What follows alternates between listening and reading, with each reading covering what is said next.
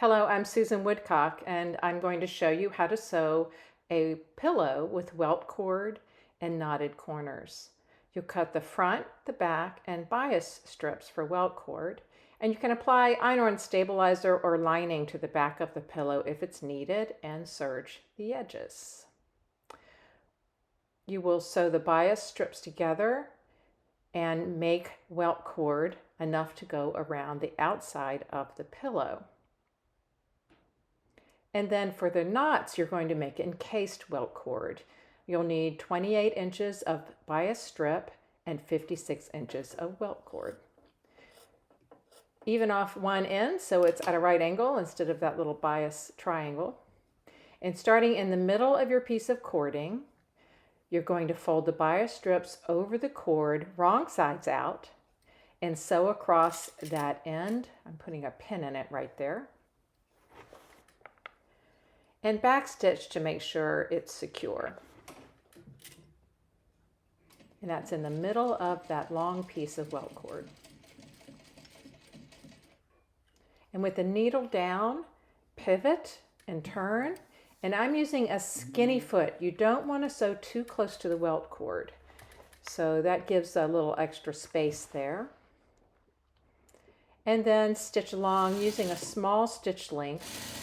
And don't stitch too close. When the cording is turned right sides out, you need room for that seam to get inside of the casing.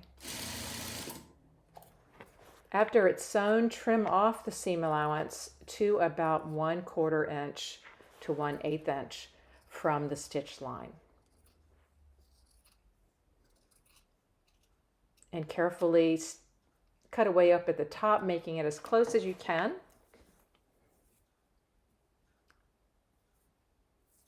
And now start pulling. So I'm starting on the end with the welt cord and just gather up the casing that you've made onto the welt cord. And keep pulling until you get to where you stitched across. That area where you're going to force the casing over the area that's stitched. You can use a large needle or a regulator is what I'm using, a small regulator, to sort of work that over. It's hard to get it to force over that end. Once you do, you can pull it, but sometimes you need to help it a little bit.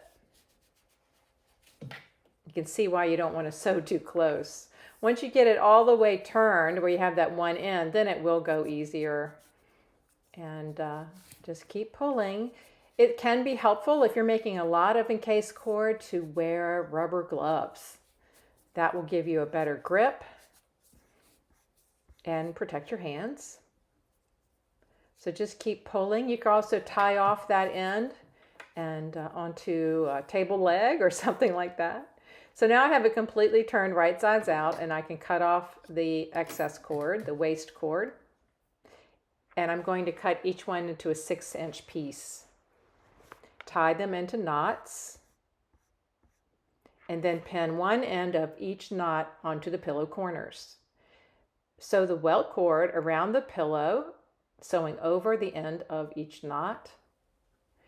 And then for the opposite side, I'm going to cut away some of the bulk, and you could do this on the other side of the knot as well by pulling out some of that welt cord. And I tightened up the knot, and that will make it stay away from the edge so I don't get it caught up in the seam and I can get my welt foot in there. So right now I'm just securing it in place, and I'll do that for each corner.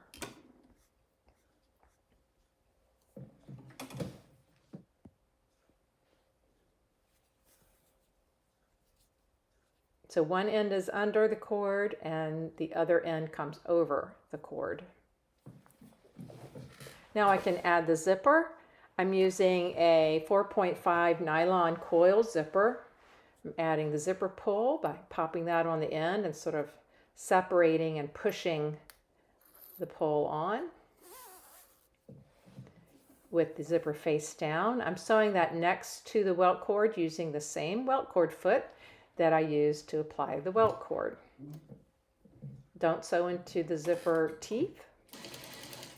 let the zipper teeth sort of rest on top of the welt cord.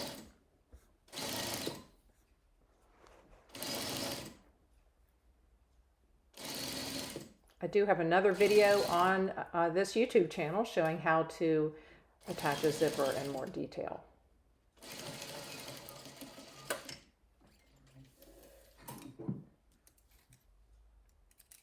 And then zip it closed. And get the pillow back and pin that in place. So I'm pinning that with the back on top face down, and I'm pinning it to the zipper tape of that closed zipper. I'm not pattern matching this pillow, but if you were, you would be checking that pattern match when you were pinning it on. And I'm pinning from right to left so that they're oriented in the right way. Unzip and sew that half of the zipper on. And again, using the same welt cord foot. Back stitch.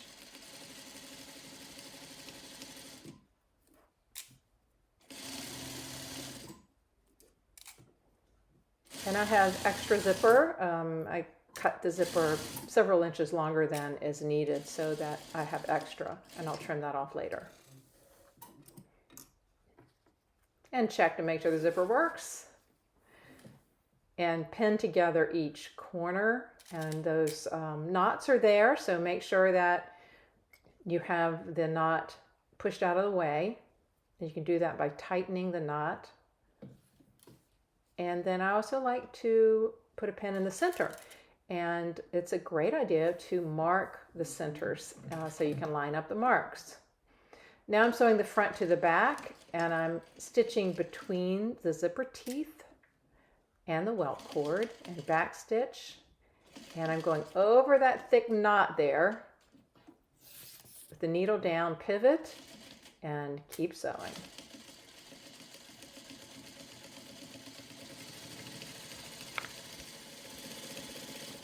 And I'm coming around to the opposite end at the zipper.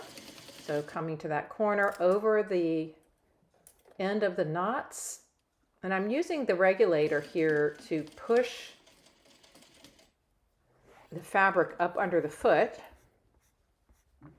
turning, and again using the regulator, that pointed end, to find that sweet spot between the welt cord and the zipper teeth.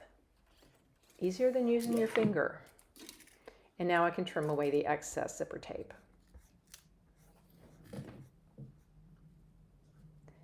And turn your pillow right side out. And the knots that I tightened up to get them out of the way, I'm now going to loosen them so they look a little more natural, and also so they are closer to the welt cord in the corners. And then sewing the opposite side of the zipper. This is top stitching, so you want to make sure you use a matching thread. And I'm using the skinny foot again, and turning it over so there's a slight lip of fabric above the zipper teeth.